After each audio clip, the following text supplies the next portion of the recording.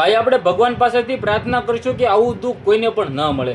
જે આ મિત્રો વાત કરી તો વરરાજાના લગ્ન હતા એ જ દિવસે વરરાજાના લગ્નના દિવસે જ વરરાજાનું રોડ એક્સિડન્ટની અંદર મૃત્યુ થઈ જાય છે. હવે થાય છે એવું ભાઈ જાન તો પહોંચી ગઈ હતી માંડવે અને ત્યારબાદ વરરાજાના નાના ભાઈને દુલ્હનની સાથે પરણાવવામાં આવે છે. રડતા રડતા બંને લગ્ન કરે છે. આ દુઃખ મિત્રો વાત કરી તો આપણે ભગવાન પાસેથી પ્રાર્થના કરશું કે આવું દુઃખ કોઈને પણ ન મળે. શું સૌથી મોટા સમાચાર મળી રહ્યા છે પ્રોપર તમને બધા લોકોને વિડીયોની અંદર બતાવવા જઈ રહ્યો છું. નમસ્કાર મિત્રો, એક નવા વિડીયોમાં તમારું સ્વાગત છે.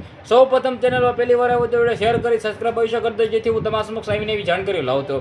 હાલ મિત્રો વાત કીધું ઘટના એવી છે ને, આ ઘટના સાંભળીને ભલભલા લોકોના હોશ ઉડી ગયા છે, રૂવાટા ઊભા થઈ ગયા છે કે ભગવાન પાસેથી આપણે પ્રાર્થના કરશું કે આવું દુઃખ કોઈને પણ ન મળે.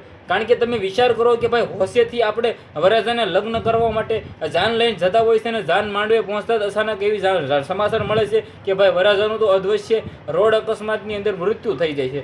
હવે થાય છે એવું બંને પક્ષ પાસેથી ખબર પડે છે ને ત્યારબાદ લગ્ન કરવામાં આવે છે. વરરાજાના નાના ભાઈ એટલે કે દિયર અને ભાભી આ બંનેના લગ્ન કરવામાં આવે છે.